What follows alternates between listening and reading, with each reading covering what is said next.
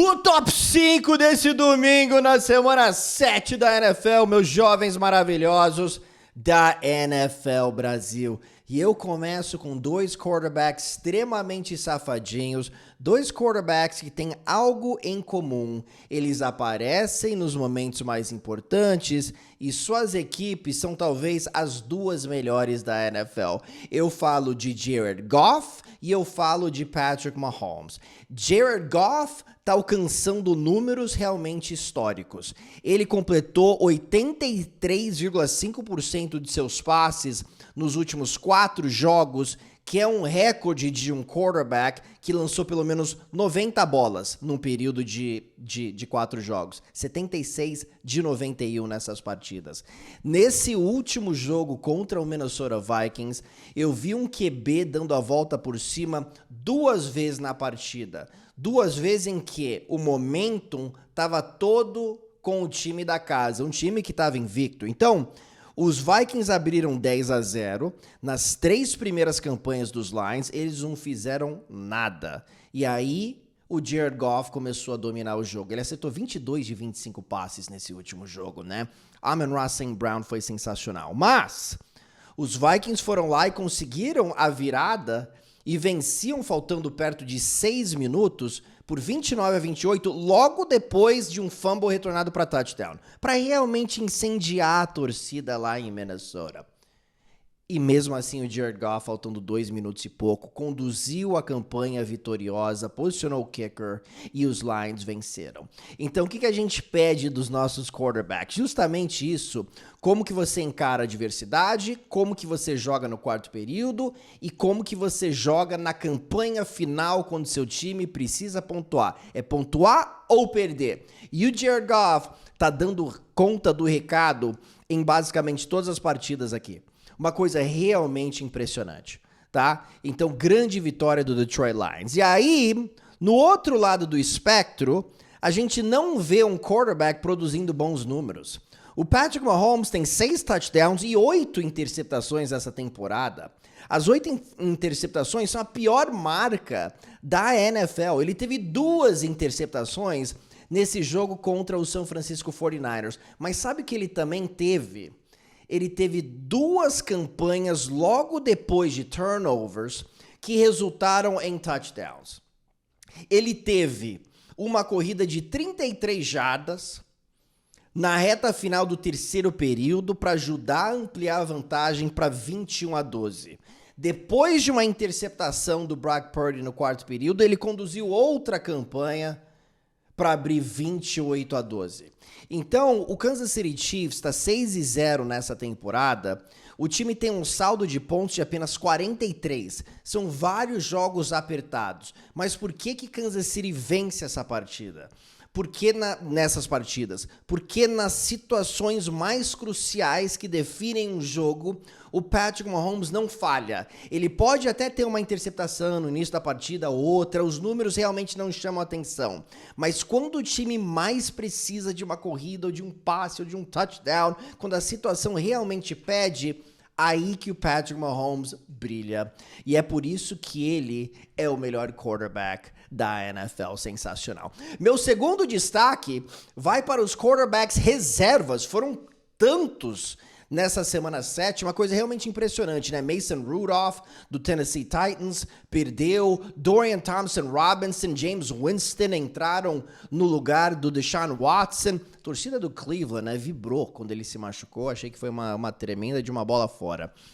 O Miami Dolphins jogou com 2 reservas, né? O Tyler Huntley e também o Tim Boyle combinaram para 161 jardas. Cara, quando você não tem o seu quarterback titular, o negócio realmente complica. Drew Lock entrou no lugar do Daniel Jones, mas aí foi mais na reta final da partida, ele não se machucou, a partida já estava decidida, né? O placar já estava definido. Gardner Minshew, 3 interceptações, substituindo o Aiden O'Connell, e o Marcus Mariota foi o grande destaque entre os reservas acertando 18 de 23 passes, 205 jardas, substituindo o Jayden Daniels. É tão bom você ter um reserva capaz de conduzir o seu ataque da forma que ele opera mesmo. Então o Mariota, ele tem algumas semelhanças, né, com o Jayden Daniels, porque ele também corre com a bola, ele tem uma certa mobilidade, né, ele é muito parecido. Já você pega, por exemplo, o Miami Dolphins, que tá sofrendo demais aqui nas últimas semanas, o Mike McDaniel, que pra mim faz um trabalho terrível nessa temporada, não consegue extrair nada de seus quarterbacks reservas. É um ataque complexo e quando você não tem o Tua, sem o Tua ele não consegue nem anotar 10, 12, 15 pontos. Os Dolphins estão 5 partidas seguidas sem anotar mais do que 15 pontos. Então, muitas reservas entraram, Gardner Minshew também falhou com as 3 interceptações, mas o Marcus Mariota foi um espetáculo e parabéns para o Washington Commanders, que teve um planejamento muito interessante nessa temporada, né? Daniels e Mariota. Daniels deve voltar para a semana que vem, mas foi muito legal ver o Mariota. E o James Winston eu mencionei, né? O Winston e o Mariota foram os 2 jogadores selecionados no draft, 2 primeiros jogadores selecionados no draft de 2015, né? E foram os únicos 2 que basicamente entraram e fizeram pelo menos um pouquinho de barulho, né? Estatisticamente, no caso do James Winston. Número 3, a volta de Saquon Barkley a Nova York. O Saquon Barkley voltou para Nova York e teve um dos melhores jogos de sua carreira. Coitado do torcedor dos Giants. A defesa dos Eagles absolutamente engoliu o ataque de Nova York. Saquon Barkley teve mais jardas que os Giants, 187 a 119. Ele foi vaiado, né? Não foi culpa dele que ele saiu, cara. Assim, o GM que ele queria ficar, o GM não quis pagá-lo e é isso que acontece. Mas é impressionante o trabalho do Saquon Barkley, que quebrou o recorde dos Eagles em jardas terrestres nos 6 primeiros jogos de uma temporada. São 658 jardas, né? E se a gente levar em consideração jardas contra lei do ex, né? Jardas contra a sua velha equipe, foram 176 terrestres. Ele só fica atrás de Cedric Benson, que conseguiu 186 jardas quando estava no Cincinnati Bengals enfrentando sua velha equipe, o Chicago Bears, né? Então o Cedric Benson teve o maior número de jardas terrestres contra uma ex-equipe e o Saquon Barkley ficou na 2ª posição. Isso na história da NFL. A defesa terrestre dos Giants jogando muito, muito mal, mas o Saquon voltou e voltou com tudo e foi um espetáculo com corridas dinâmicas, com momentos realmente sensacionais na vitória dos Eagles por 28-3. Isso me chamou muita atenção. Destaque número 4. Todas as narrativas envolvendo aí o Sunday Night Football. Né? Aí eu tô falando de Russell Wilson, eu tô falando de Davante Adams, eu tô falando de Aaron Rodgers. Foi um Sunday Night Football realmente excepcional para Pittsburgh e terrível para Nova York, que estava vencendo 15-6, acabou perdendo por 37-15. Mas vamos destrinchar um pouquinho aqui o que me chamou a atenção. Primeiro, Russell Wilson. Russell Wilson, tão criticado nos últimos 2 anos e meio, chegou na partida, foi o primeiro jogo dele como titular, foi a primeira semana que ele participou de todos os treinamentos e ele foi vaiado depois de 3 campanhas. O ataque dos Steelers não fez nada e foi horrenda a performance do Russell Wilson e do ataque dos Steelers de modo geral, aí nas primeiras 3 campanhas. Como as coisas mudaram. Uma coisa realmente sensacional, porque o Russell Wilson primeiro ele começou com alguns play actions aí para os tight ends, depois ele começou a lançar a bola em profundidade, George Pickens fez algumas grandes recepções, o ataque terrestre começou a fluir, virou uma bola de neve e o negócio acabou ficando lindo para a equipe de Pittsburgh, né? A torcida estava muito feliz no fim do jogo, com os Steelers realmente dominando o New York Jets. Então é uma energia muito positiva lá em Pittsburgh, a gente sente, né? Mike Tomlin tá lá desde 2007, é um dos melhores treinadores da liga, né? Sem sombra de dúvida, é um dos times mais eficientes, ele nunca teve uma temporada com mais derrotas do que vitórias, e é impressionante como o Russell Wilson, pelo menos por um jogo, meio que se encaixou nessa cultura vencedora do Pittsburgh Steelers. tá? Porque ele tava lá em Denver, aí na reta final lá em Seattle também não tava dando certo. E aí em Pittsburgh pelo menos por um jogo, o negócio foi bem diferente. Justin Fields, quando ele esteve em campo, o time produziu 4,8 jardas por jogada, com Russell Wilson 6,2. 264 jardas, 37 pontos, a melhor marca do ataque dos Steelers desde 2021. Foi lindo de ver. E aí, no outro lado do espectro, a gente vê o New York Jets, que tem uma energia pesada nesse momento, né? Que mandou embora o seu treinador, que não vai para os playoffs há mais do que uma década, que acaba de contratar o Davante Adams, grande wide receiver, para ajudar o Aaron Rodgers, que não estava jogando bem nessa temporada, né? E o que ele fez?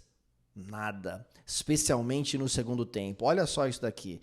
O Aaron Rodgers, com seu time atrás no placar no segundo tempo, que é quando a gente quer ver os nossos grandes quarterbacks realmente brilhando, tem 4 interceptações, tá? É a 29ª marca entre os quarterbacks, completa 54% dos passes, também a 29ª marca, e também a 29ª marca em jardas por tentativa de passe, apenas 5,4 jardas por tentativa, né? Então, quando a gente vê esses números, a gente fica assustado, porque, como já dissemos, o Aaron Rodgers era para ser a solução, tá? Se tem uma posição que não é problemática, diziam, é a posição de quarterback. Só que a gente não tá vendo isso nessa temporada. E o Davante Adams, que era o jogador para chegar e realmente mudar tudo. Apenas um jogo, mas ele teve uma incrível química já com o Aaron Rodgers, jogaram juntos lá em Green Bay de 2014 a 2021.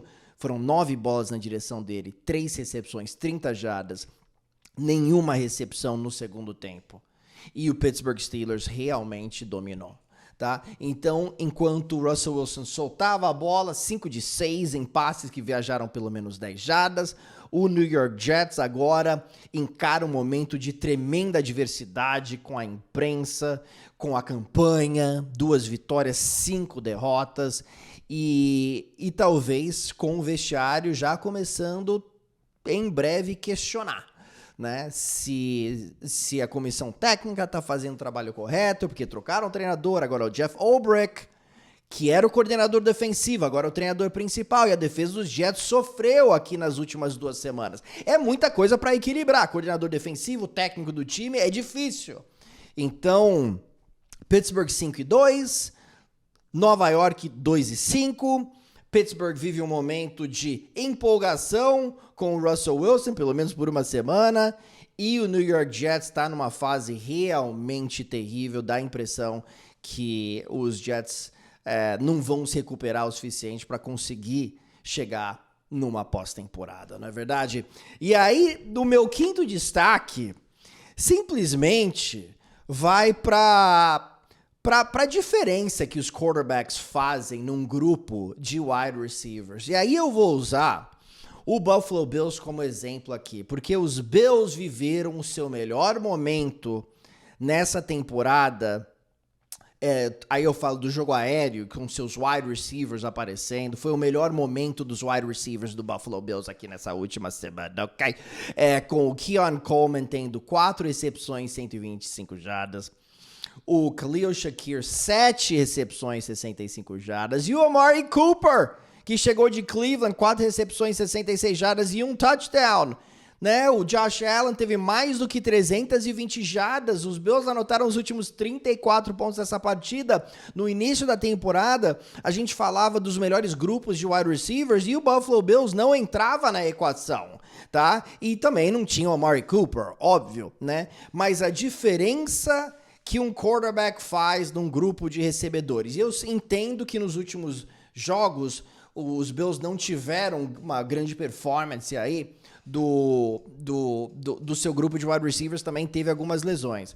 Mas eles enfrentaram a melhor defesa da NFL em jardas cedidas.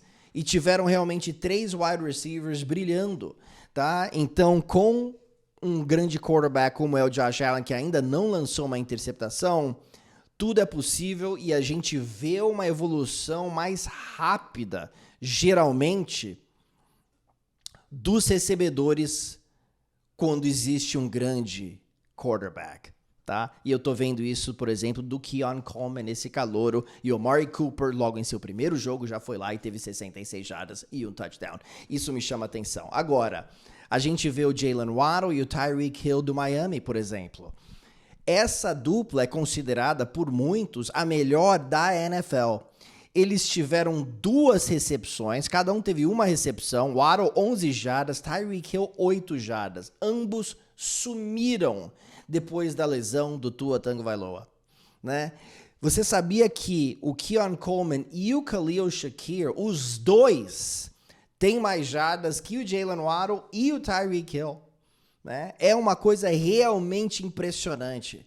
Como a gente vê que na NFL tudo é realmente imprevisível. Óbvio que quando o Tua voltar, o negócio deve melhorar consideravelmente para essa dupla, mas quem diria que quase na metade da temporada que o Buffalo Bills teria talvez o grupo de... Talvez não, né? Porque o Mike Williams lá em Nova York ainda não fez muita coisa, Garrett Wilson não tá fazendo muita coisa, o Davante Adams acabou de chegar. Então é o grupo de wide receivers mais produtivo da AFC Leste. Ninguém falaria isso antes dessa temporada, uma coisa realmente impressionante.